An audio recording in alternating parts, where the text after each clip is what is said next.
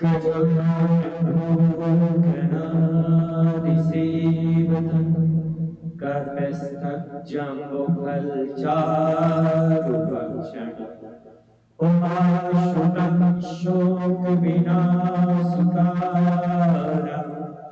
नमामि विघ्नेश्वराय नमो नमः।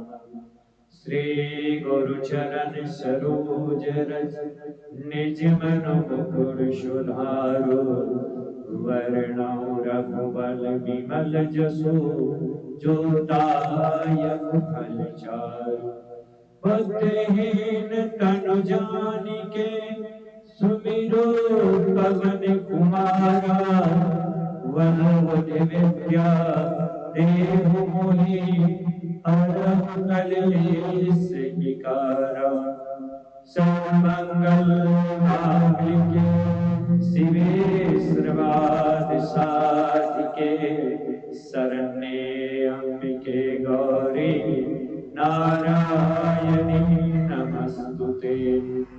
ओम जयंती मंगला काली भद्रकाली कपालिनी दुर्गा क्षमा शिवा धात्री स्वाहा सुधा नमस्तुते। ओम नारायणं नमस्कृतं नरं चैव नरोत्तमं देवीं सरस्वतीं व्यास ततो जयमुद्रियेतम्। शान्तकारं भुजगशयनं पद्मनाभं सुरेशं विष्णुधारं गगनसदृशं मेघवर्णं शुभांगं लक्ष्मीकान्तं कमलनयनं योगीन्द्रध्यानगमयं वन्दे विष्णु भवभयहरं सर्वलोकैकनाथम्। शुक्लांबरधरं देवं शशिवर्णं चतुर्भुजं प्रसन्नवदनं ध्यायेत् सर्वविघ्नोपशान्ति। ओम श्री नारायणाय नमो नमः। ओम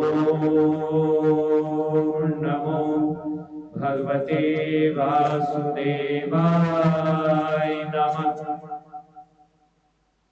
ओम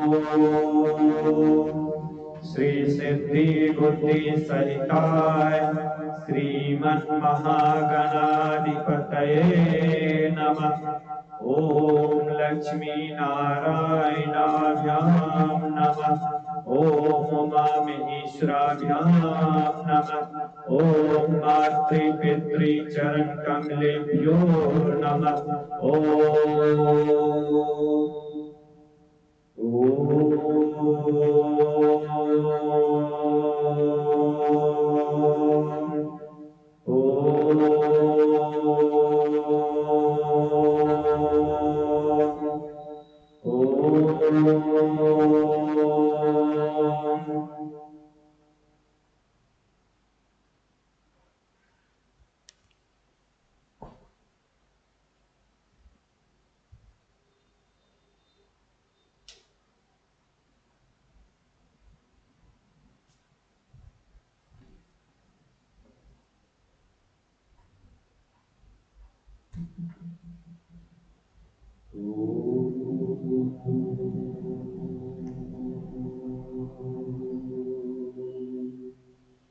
ओम श्री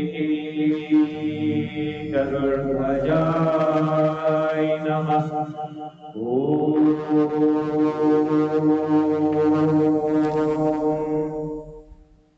मंगलम भगवान विष्णु मंगलम गरुड़ध्वज मंगलम पंद्रिकांतो मंगलाय तनो हरि।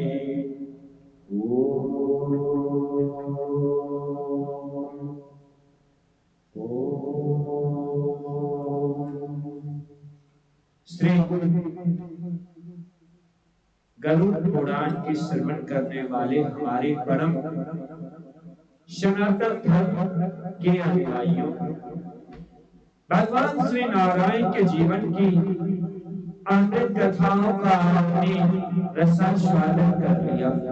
अब हम मनुष्यों के जीवन मरण के बंधनों से मुक्त करने वाले और उसके जीवन दशाओं का पाप पुण्य कर्मों के प्रावधानों का जो कारण है और जो उन्हें जीवात्मा को भोगना पड़ता है, उसके इस अमृत कथा अमृत को भगवत चरणों में समर्पित करने के लिए तत्पर है। श्री राधे कृष्ण माँ जगत जननी ज्वाला जी और श्री संकट मोचन हनुमान जी के चरणों में हम परम पावन श्री महागरुड़ पुराण को समर्पित कर रहे हैं। ओम नमो भगवते वासुदेवाय।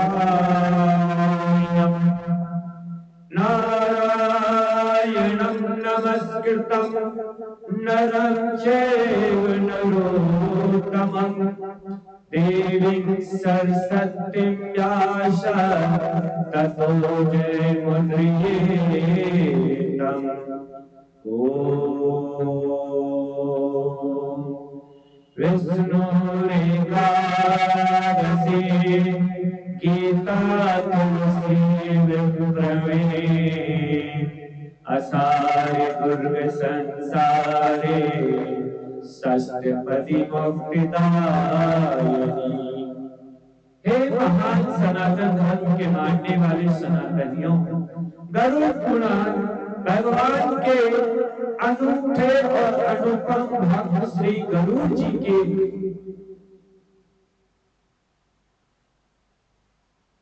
द्वारा जगत को एक उपदेश दिया गया है कि मनुष्य के जीवन का किस प्रकार कर्म होता है। समस्त मनुष्यों को जन्म मरण के बंधनों से रहित कल्याण स्वरूप अजन्मा अविनाशी परम पद भगवान श्री नारायण श्री हरि की आराधना करनी चाहिए और ये समस्त इंद्रियों से रहित और सभी प्राणियों में स्थित है और माया से भरी है। ऐसे सर्वव्यापक परम पवित्र मंगल में भगवान श्री हरि की मैं वंदना करता हूँ और मनवाणी क्रम से विष्णु शिव ब्रह्मा गणेश और देवी सरस्वती को सदा नमस्कार। इसी प्रसंग में एक बार सूत जी नैमिषारण्य तीर्थ आए। वहां पवित्र आसन पर स्थित होकर भगवान विष्णु का ध्यान करने लगे। ऐसे में उस क्रांतदर्शी तपस्वी का दर्शन नैमिषारण्य वासी मुनियों ने उसकी पूजा अर्चना की।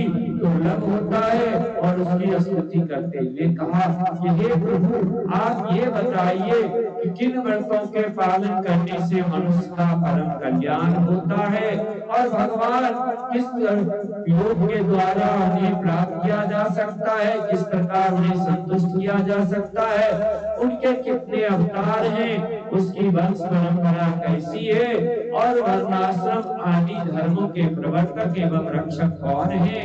आप इन सबको हमें बताएं और भगवान श्री नारायण की उत्तम कथाओं का रसा सुनाएं। अब श्री सूत जी कह रहे हैं कि हे महर्षियों, मैं मनुष्यों में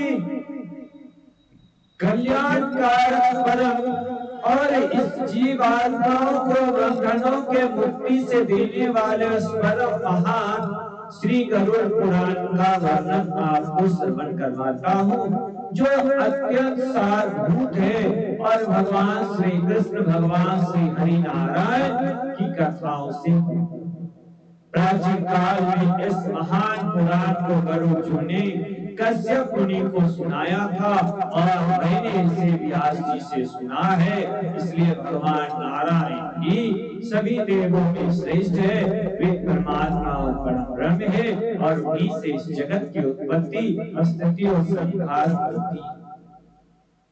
अजर ज्ञान रूपम महानतम शिवमलादिमानादि भूतनामादिनाथम देहादिहीनम् शकलं लक्षणं हीनं सर्वभूतास्थिना तं हरिममलं मायं सर्वं वन्देकम् नमस्यामि हरिरुद्रं ब्रह्मणं च गणाधीशं देवीं सरस्वती चैव मनोराकर्माणि सदा ॐ पुराणं काव्ये वक्षे सारमेषु कथा श्रुतम्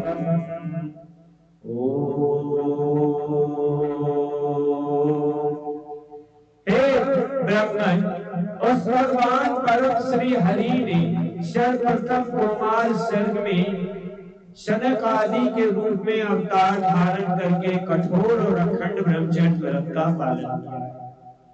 दूसरे अवतार में उन्हीं यज्ञेश्वर श्री हरि नारायण ने जगत की स्थिति के लिए हिरणाक्ष के द्वारा रसातल में ले गई पृथ्वी का उद्धार करने के लिए वाराह शरीर को धारण किया। तीसरे सर्ग में देवर्षि नारद के रूप में अवतरित होकर उन्होंने नारद पांचाल का विस्तार किया,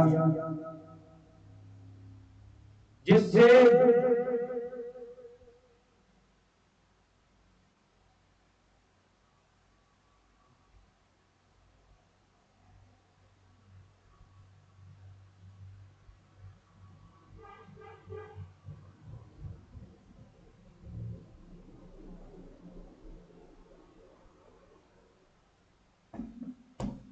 मनुष्य के निष्काम कर्म का बोध होता है।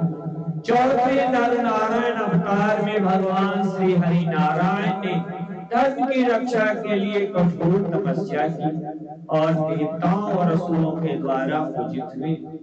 पांचवें अवतार में भगवान श्री हरि कपिल नाम से अवतरित हुए, जो सिद्धियों में सर्वश्रेष्ठ है और सर्वश्रेष्ठ है, जिन्होंने काल के प्रभाव से लुप्त हो चुके सांख्य शास्त्र की शिक्षा जगत को।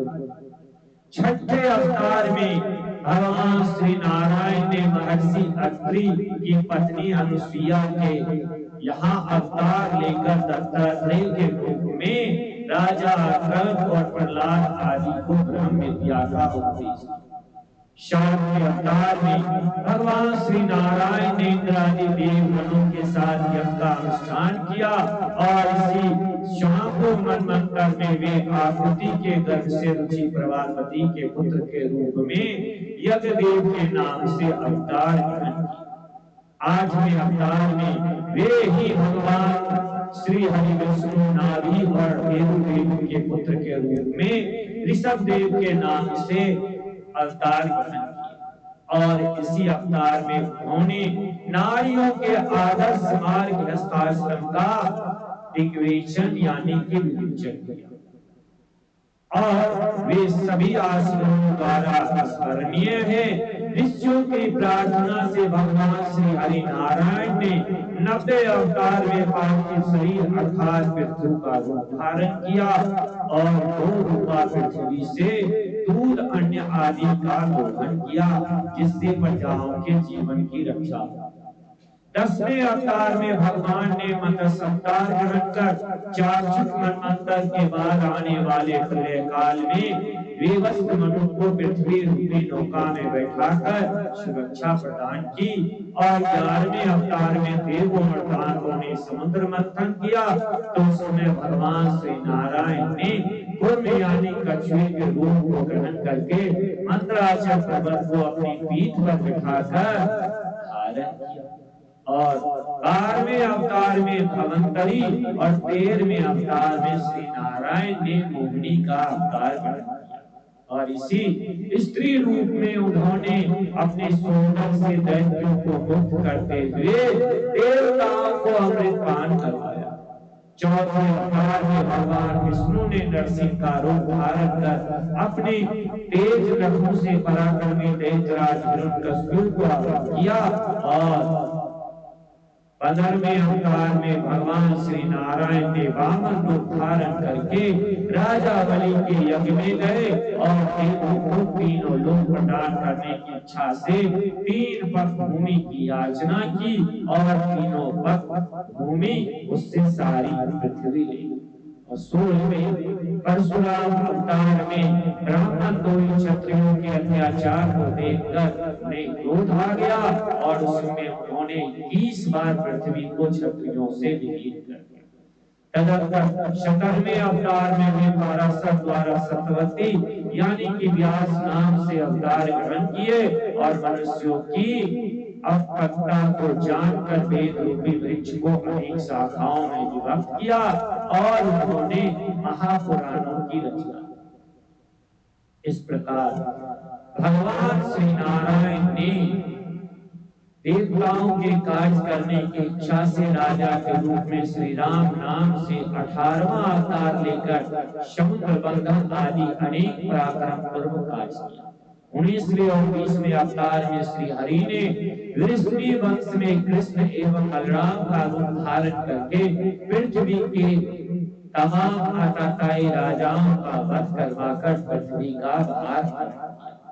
21वें अवतार में भगवान कलयुग के संधि के अंत में देवद्रोहियों को मोहित करने के लिए कीकट देश में जिनपुत्र बुद्ध के नाम से अवतार ग्रहण किए और इसके प्रसाद कलयुग की 8वीं संधि में अधिकांश राजवर्ग के समाप्त होने पर ही श्री नारायण विष्णु यक्ष नाम के यदुवंशज के यहाँ कल की रूप से अवतार ग्रहण करेंगे और सारी पृथ्वी का भार समाप्त करेंगे। यहाँ पर मैंने भगवान के कुछ अवतारों का ही वर्णन भगवत चरणों में समर्पित किया है, क्योंकि भगवान श्री हरि नारायण के अवतार अनंत और विरल और बहुत।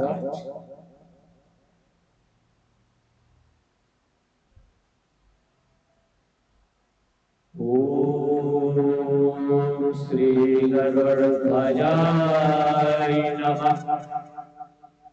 गरुड़ाय नमः। अब भगवान श्री हरि नारायण की कथाएं तो अमृत कथा सुनी है और इस प्रकार भगवान के उस परम भक्त भगवान के वाहन श्री गरुड़ जी के नाम पर श्री गरुड़ महापुराण की रचना की गई। आइए हम सब उसे एकाग्रचित पवित्र भाव से श्रवण करें और इस अमृत कथा का रसास्वादन करें। एक बार नारद जी दक्ष और विष्णु आदि ऋषियों के साथ ब्रह्मलोक में विद्वान श्री ब्रह्मा जी के पास श्री व्यास जी गए और उन्हें प्रणाम कर पूछा कि हमें आप जगत का सार अर्थ बताने की कृपा करें। ब्रह्मा जी कह रहे हैं कि यह महान गरुड़ पुराण सभी शास्त्रों का सार है और प्राचीन काल में भगवान विष्णु ने अन्य देवताओं सहित भगवान शिव और उससे जिस प्रकार कहा था उसी प्रकार मैं आपको सुना रहा हूँ। भगवान श्री ने शास्त्र बताने वाले इस महान गरुड़ पुराण को सुनाया था। आप हमसे सुनिए। श्री कृष्णाय नमः। श्री कृष्णाय नमः। श्री कृष्णाय नमः। ओम गरुड़ध्वजाय नमः।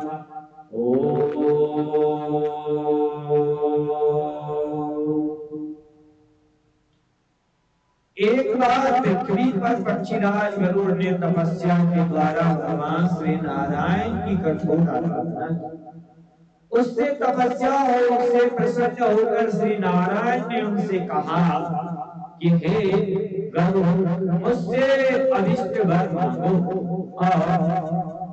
उस समय गरुड़ जी ने भगवान श्री नारायण से कहा कि हे प्रभु नागों ने मेरी माता विनीता को दासी बना लिया है। आप प्रसन्न होकर मुझे यह वर दें कि मैं उसे जीतकर अमृत प्राप्त करने में समर्थ हो चुकूं और अपनी मां को नागों की माता पत्नी की दास्ता से मुक्त करा सकूं। और मैं आपका वाहन बन सकूं, महान बलि, महान शक्तिशाली सर्वज्ञ और नाग को विदग्ध करने में समर्थ हो सकूं, तथा जिस प्रकार पुराण संहिता का रचना हो सके वैसा ही प्रभु करने की कृपा करें।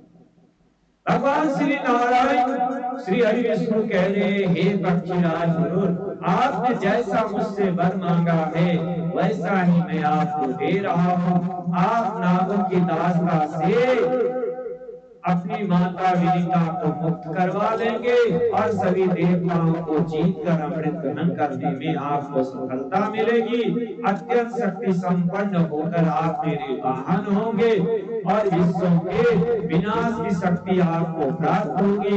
मेरी कृपा से आप मेरे ही महात्म को कहने वाली पुराण संहिता का निर्माण करेंगे और जैसा मेरा स्वरूप कहा गया है वैसा ही आप में भी प्रकट होगा और आपके द्वारा कहे गए इस पुराण संहिता को आप के नाम से श्रीमद् महागरुड़ पुराण के नाम से जाना जाएगा। और इस प्रकार भगवान श्री हरि ने गरुड़ जी को वरदान, हे सनातनियों, ये भगवान श्री हरि द्वारा दिए गए वरदान के कारण गरुड़ जी ने अपने पिता कश्यप मुनि को महान गरुड़ पुराण का श्रवण करा के दारुणी विद्या के बल से जले हुए वृक्ष को जीवित कर दिया था और गरुड़ ने भी इसी विद्या के द्वारा अनेक प्राणियों को जीवित किया।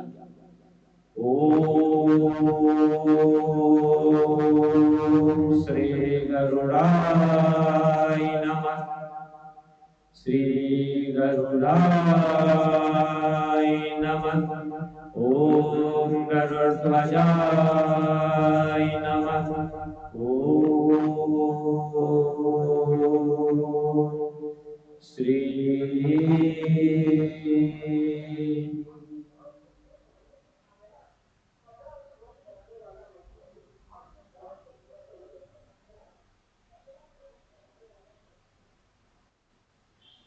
प्रजापति ब्रह्मा जी परलोक में रहने वाली मानस प्रजाओं के सृष्टि के विस्तार के लिए अपने मानस पुत्रों की सृष्टि की, जिनसे धर्म, रुद्र, मनु, सनक, सनातन, भृगु, सनत कुमार, रुचि, सुता, मरीचि, अत्रि, अंगिरा, पुलह, पुलह, कंतु, वशिष्ठ, नारद का जन्म।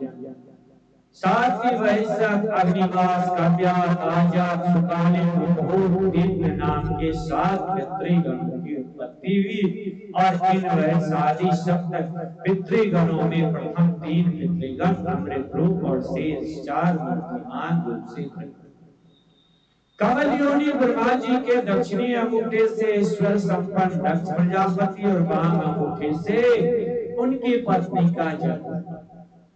प्रजापति ने अपनी उस पत्नी के गर्भ से अनेक शुभ लक्षणों वाले कन्याओं को उत्पन्न किया और ब्रह्मा जी के मानस पुत्रों को संपूर्ण किया। उन्होंने सती नाम की पुत्री का विवाह भगवान रुद्र के साथ कर दिया और उनसे रुद्र के असंख्य पराक्रमी पुत्रों की उत्पत्ति। दक्ष ने असाधारण रूपवती कन्या सुंदर लक्षणों वाली ख्याति नाम की पुत्री महर्षि भृगु को दे दी, जिससे भृगु के धाता और विधाता नाम के 2 पुत्र हुए। उसी ख्याति से भगवान नारायण की जो श्री नाम की पत्नी है उसकी उत्पत्ति हुई और उन्हीं श्री के गर्भ से हरि ने बल और उन्माद नाम के 2 पुत्रों को जन्म दिया। महात्मा मनु के ययाति और नियति नाम की 2 कन्याएं, जिसका विवाह भृगु पुत्र धाता और विधाता के साथ हुआ और उन दोनों से एक पुत्र का जन्म। अयाति के गर्भ से धाता ने प्राण और नियति के गर्भ से विधाता ने मृकुंड को जन्म दिया। उन्हीं मृकुंड से महामुनि मार्कंडेय की उत्पत्ति। मारीचि की पत्नी संभूति ने पूर्णमास नाम के एक पुत्र को जन्म दिया। बस महात्मा पूर्णमास के 2 पुत्र हुए, जिनका नाम मिर्जा और सदा। अंगिरा ने दक्ष कन्या स्मृति से अनेक पुत्र और सीने वाली यज्ञ, राका, वटमती नाम की 4 कन्याओं को जन्म दिया। अनुसुईया ने अत्रि से चंद्रमा, दुर्वासा और योगी दत्तात्रेय नाम के 3 पुत्रों को उत्पन्न किया। पुलह की पत्नी प्रीति से दतोली नाम का पुत्र हुआ। प्रजापति पुलह की पत्नी क्षमा से कर्मस, अथवीर और सहस्र नाम के 3 पुत्र उत्पन्न हुए। ऋतु की पत्नी सुमति से 60,000 मालिकिल ऋषियों की उत्पत्ति हुई। वे सभी वेता अंगुष्ठ पर परिमाण वाले तथा देवमान सूर्य के समान तेजस्वी हुई।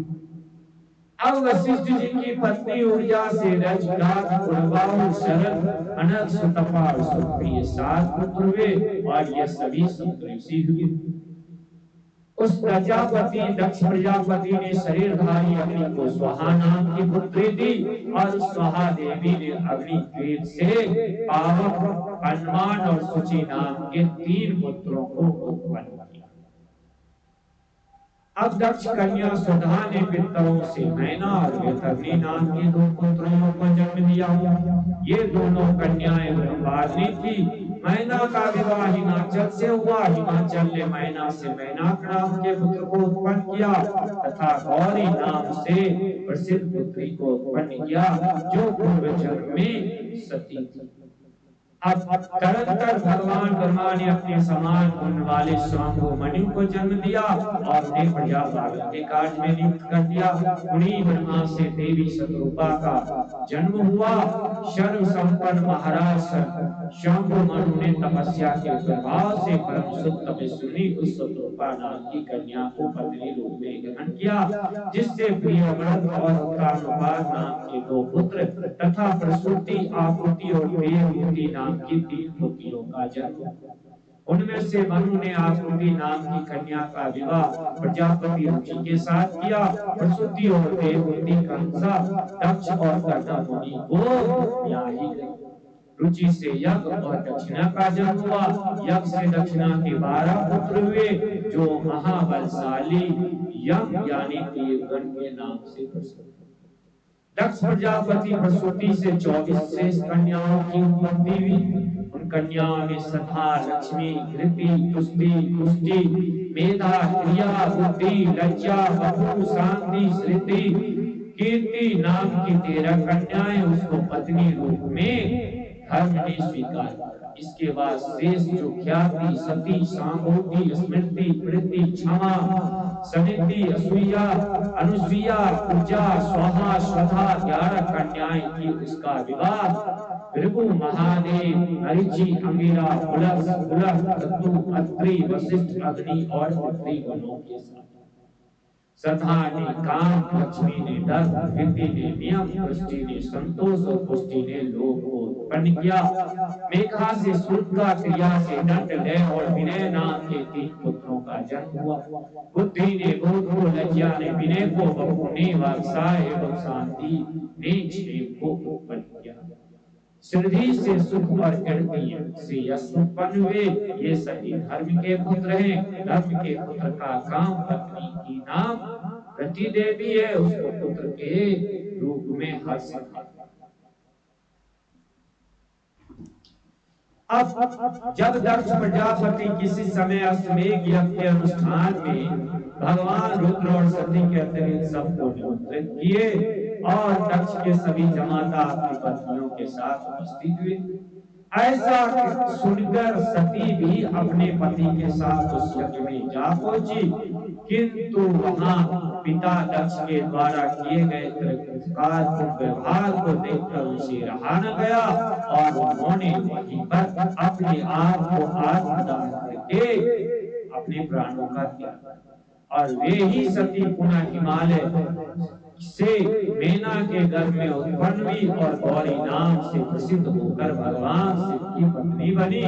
तदंतर उनसे गणेश और कार्तिकेय उत्पन्न हुए और क्रुद्ध महातेजस्वी भृंगेश्वर पिनाकपाणि भगवान शंकर ने यज्ञ का विध्वंस करके दक्ष को श्राप दिया, तुम ध्रुव के वंश में मनुष्य होकर जन्म ग्रहण करो। ओम श्री गरुड़ध्वजाय नमः। उत्तानपाद की सूची नाम की पत्नी से उत्तम सुनीति नाम से ध्रुव नाम के पुत्र उत्पन्न।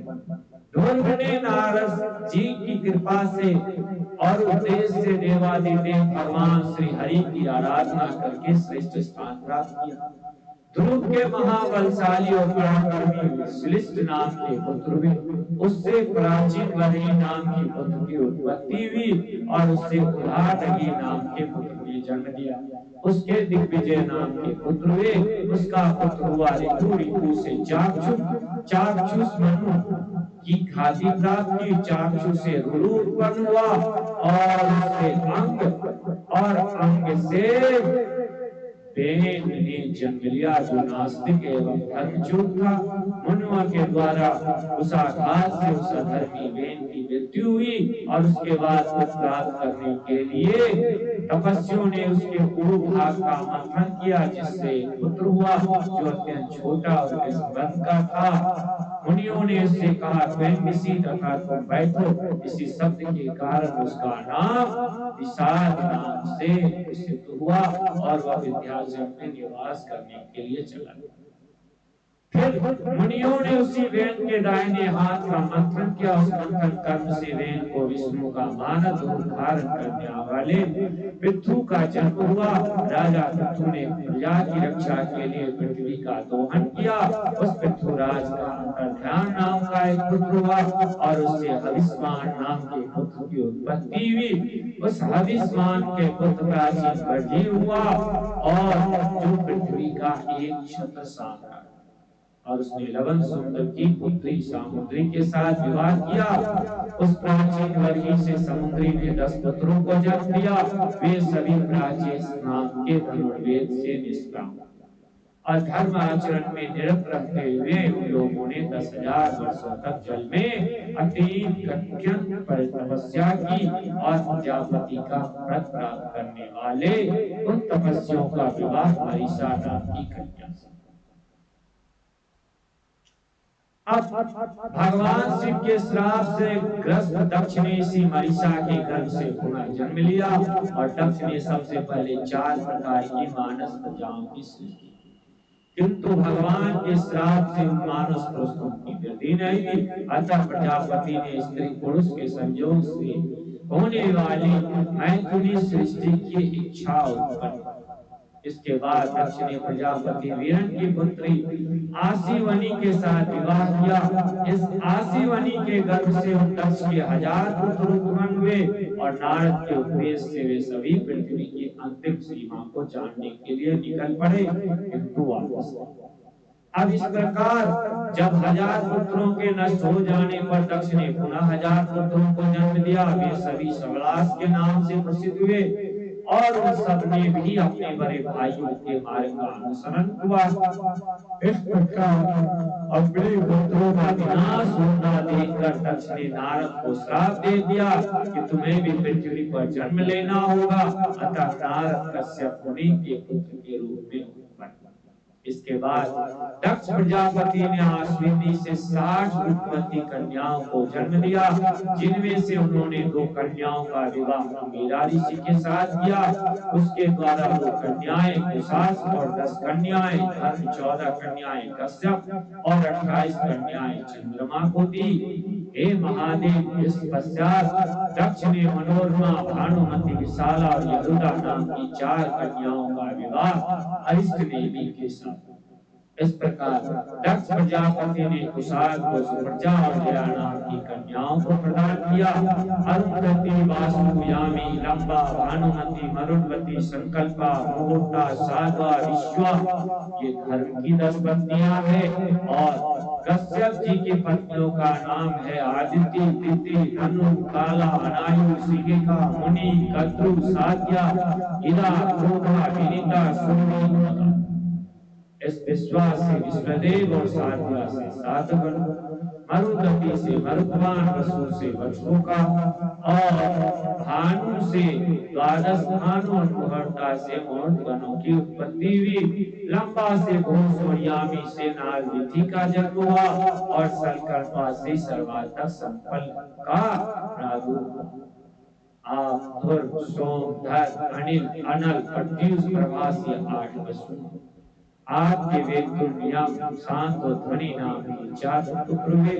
ध्रुव के पुत्र के रूप में भगवान काल का जन्म हुआ जो लोक के संहारक है। सोम से पुत्र के रूप में भगवान वर्चा हुए जिसकी कृपा से मनुष्य यशस्वी होता है।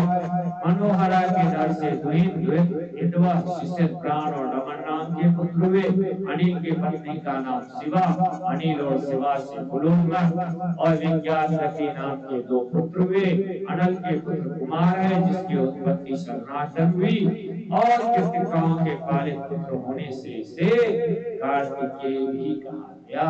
और इसके साथ विशाख और नियमित आदि 3 छोटे भाई। इस प्रकार महर्षि देवल को प्रभुष्य नाम के वसु का पुत्र माना गया। प्रवसु से विख्यात देव शिल्पी विश्वकर्मा का जन्म हुआ। विश्वकर्मा के महाबलवान प्रचेकपाल अरविंद दृष्टा और पराक्रमी रुद्र ये 4 पुत्र हुए। दृष्टा के विश्वरूप नाम का एक पुत्र हुआ। हर बहु त्र्यंबक के अपराजित वृषा कवि शंभु कपति रेवक निर्वास संग और कपाली ये 11 रुद्र कहे गए। इस प्रकार कश्यप जी की पत्नी आदिति से 12 सूर्यों की उत्पत्ति हुई। इन्हें विष्णु सक्कर्यामा धाता दृष्टा उषा विश्वस्मान सविता मित्र अरुण अंशुमान और भक्त कहा गया है। यही 12 आदित्य रोहिणी आदि जो प्रसिद्ध 27 नक्षत्र है वे सब भगवान चंद्रमा की पत्नी है। चंद्रमा की दीप्ति के गर्भ से हिरण्यकश्यप और हिरण्याक्ष नाम के 2 पुत्र हुए। सिंगिका नाम की कन्या हुई जिसका विवाह विष्णु के साथ हुआ। हिरण्यकश्यप के पराक्रमी 4 पुत्र हुए। अनुस्लाद हाथ प्रहलाद संघात उसमें से प्रहलाद विष्णु भक्त थे और सराज की आयुष्मान शिवी और भास्कर और प्रहलाद के पुत्र विरोचन विरोचन से बलि और बलि के सुपुत्र हुए जिसमें वानासुर सबसे श्रेष्ठ। इस प्रकार हिरण्याक्ष के पुत्र महाबलवान उनके नाम उत्कुर शकुनी सूत संतापन महानाभ महाभाव कालवम। धनु के द्विमेरुआ शंकर दयोमुख शंकिरा कपिल संबर एक चक्र महाभाव तारक महाबल स्वानु विश्वकर्मा पुलोत्मा महासासुर पराक्रमी विंचती और स्वामी की कन्या सुप्रभा विश्वकर्मा की पुत्री शमिष्ठा थी।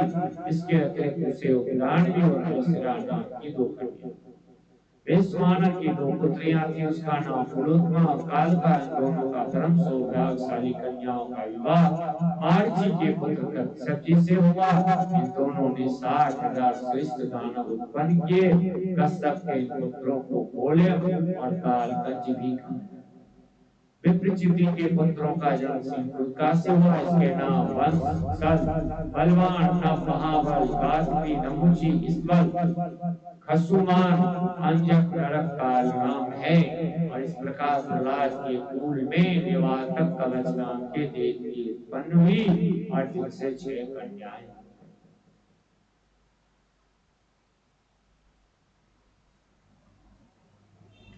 ओम श्री गरुड़ध्वजाय नमः। इस प्रकार सारे लोगों का जन्म हुआ।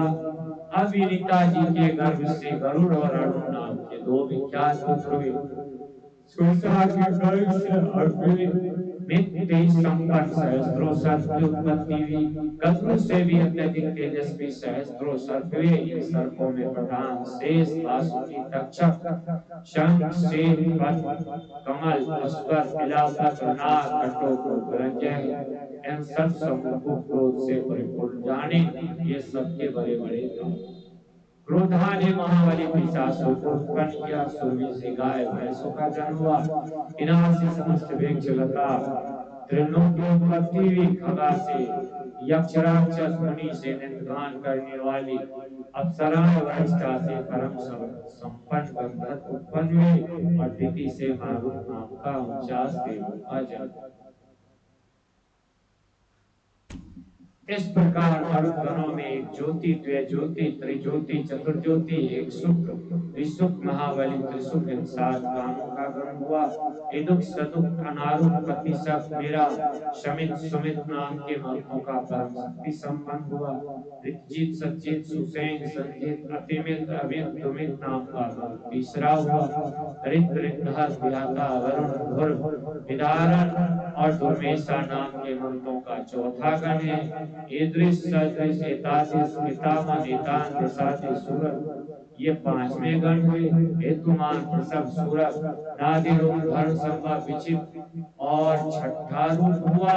इस प्रकार ये 49 मरुदगण भगवान श्री हरि के ही रूप हैं। राजा, देव, दानव, सूर्य, ग्रह, मनु आदि इन्हीं श्री हरि विष्णु की उपासना। ओम श्री गरुड़ध्वजाय नमः। ओम नमः शिवाय। श्री नारायणाय